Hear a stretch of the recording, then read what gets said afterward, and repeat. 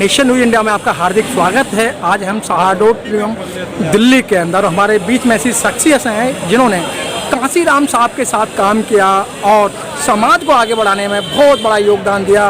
पुष्पांकर Dev ji, sir आज का जो ये मिशन जय भीम प्रोग्राम है, इसका मुख्य उद्देश्य क्या है?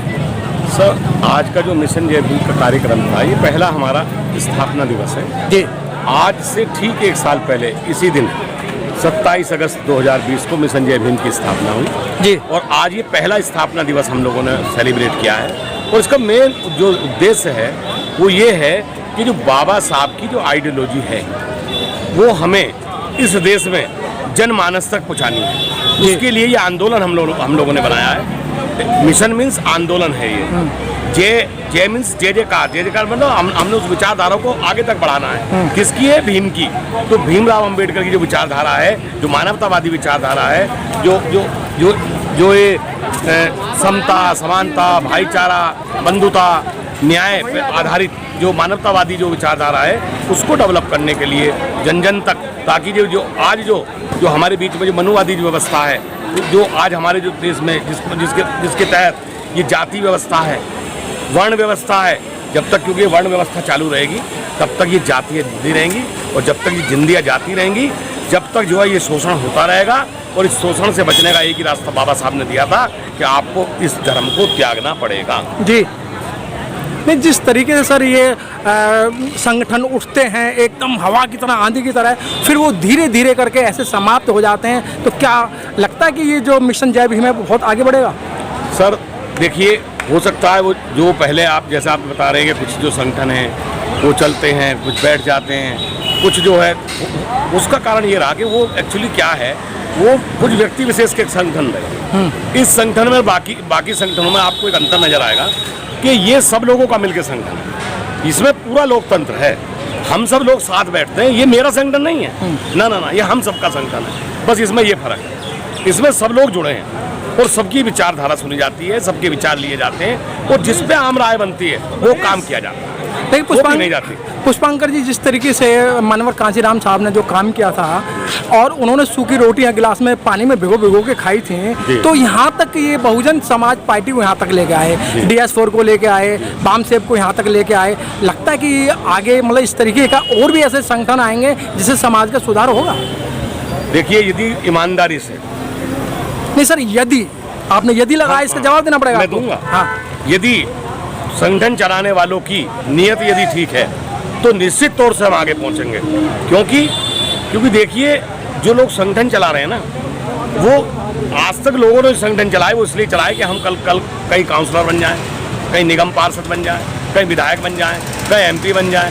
इसके लिए लोग काम करते हैं। लेकिन इस संगठन में और बाकी संगठन में फ़र्क ये है कि यहाँ का जो राष्ट्रीय संरक्षक है वो तो कैबिनेट रैंक का मंत्री है दिल्ली के, उसके बावजूद समाज का काम कर रहे हैं। क्योंकि उनको इस संगठन की अपने निजी हित के लिए जरूरत नहीं है, वो वास्तव में समाज को आगे बढ़ाना है। और वो उन्होंने अपने स्पीच में भी कहा है आज कि मैं आज जिस पद पर पहुंचा हूं, मेरा तो इच्छा नहीं थी राजनीति में आने की, लेकिन मैं जैसे राजनीति में आया हूं तो मैं इस राजनीति का इस्तेमाल करके समाज का कुछ भला कर पाऊं, ये मेरी जो है प्राथमिकता रहेगी। पुष्पांकर जी, जिस तरीके से आपने मानवर कांसीराम साहब के साथ काम किया, तो मानवर कांसीराम साहब को ऐसी ऑफर आई थी कि हम आपको जो देश का राष्ट्रपति बना देते हैं, उपराष्ट्रपति बना देते हैं, लेकिन कभी भी वो स्वार्थ की तरफ नहीं गए, उन्होंने समाज का भला करने की बात करी। तो क्या लगता है इस तरीके का ऐसा कि अपने अंदर को इस तरीके नौछावर करने का? देखिए साहब, इस मिशन जय भीम की जो टीम में आज लोग काम कर रहे हैं, ये आप सही मानिएगा, ये त्याग और बलिदान की भावना से काम कर रहे हैं, पूरे डेडिकेशन और समर्पण के साथ काम कर रहे हैं जी। यदि कोई कल समय आएगा और हमें इस समाज के लिए अपने आप को न्योछावर भी करना पड़ेगा, बलिदान भी करना पड़ेगा, तो हम पीछे नहीं हटेंगे। जिस तरीके से मिशन जय भीम आगे बढ़ रहा है और जब ये पेड़ पूरा तैयार हो जाएगा तो इसके अंदर कुछ लोग ऐसे भी आएंगे, स्वार्थी लोग, तो क्या उन स्वार्थी लोगों को आप रोक पाएंगे? देखिए, यदि कल ये वृक्ष बन जाता है और कुछ लोग आएंगे जो स्वार्थी हैं, तो कोई बात नहीं। यदि स्वार्थी ज़्यादा होते यहाँ पे मिशन जय भीम में, तो वो लोग भी उसका अपने स्वार्थ का फायदा उठा पाते। और यदि क्योंकि यहाँ पर सारे जो हैं समर्पण भावना से लोग काम कर रहे हैं, त्याग की भावना से काम कर रहे हैं, बलिदान की भावना से काम कर रहे हैं, तो वो भी ना अच्छे लोगों में आके वो भी बदल जाएंगे, उनमें भी परिवर्तन आ जाएगा। अच्छा पुष्पांकर जी, चलते चलते जो आपको इस नेशन न्यूज इंडिया के माध्यम से आपको देश नहीं विदेश भी देख रहा है, क्या संदेश देना चाहते हैं मिशन जय भीम के नाते? मैं आज आपके चैनल के माध्यम से ये संदेश देना चाहता हूँ कि बाबा साहब डॉक्टर भीमराव अंबेडकर 1932 में जब गोलमेज सम्मेलन में उनको जाना था, उसी वक्त उनका जो बेटा क्या नाम उनका, जसवंत, नहीं उनका जो बेटा था, क्या नाम, जो इनका नाम है, जो छोटा बेटा था उनका, उसकी डेथ हो गई थी जी। जब उसकी डेथ हो गई थी तो उनके भाई ने, बाबा साहब के भाई ने कहा था कि अरे तुम कहाँ जा रहे हो डॉक्टर अंबेडकर? राजरतन नाम था उस बच्चे का, और बाबा साहब राजरतन से बहुत प्यार करते थे, बहुत सुंदर थे, बहुत सुंदर बच्चा था। बाबा साहब कहते थे मैंने इतना सुंदर बच्चा कभी देखा नहीं, और बाबा साहब ने कहा था मैं इसे देख एक दिन इस देश का शासक बनाऊंगा। बाबा साहब ने कहा था।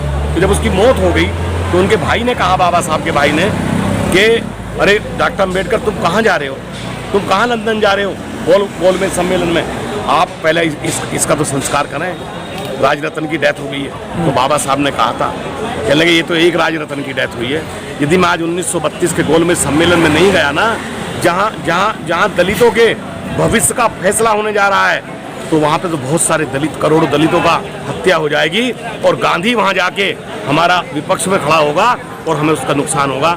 इसलिए कोई बात नहीं, मैं इन करोड़ों दलितों को बचाने के लिए मुझे गोलमेज सम्मेलन जाना पड़ेगा। और जो बाबा साहब की जो भावनाएं हैं, बाबा साहब का जो दर्द है समाज के प्रति, मेरा यही संदेश है कि लोग इसे सीरियसली लें और इसको मन से काम करें और बाबा साहब के सपने को साकार करें, तो बुद्ध भारत की रचना इस देश में। ठीक है सर, धन्यवाद। Press the bell icon on the YouTube app and never miss another update.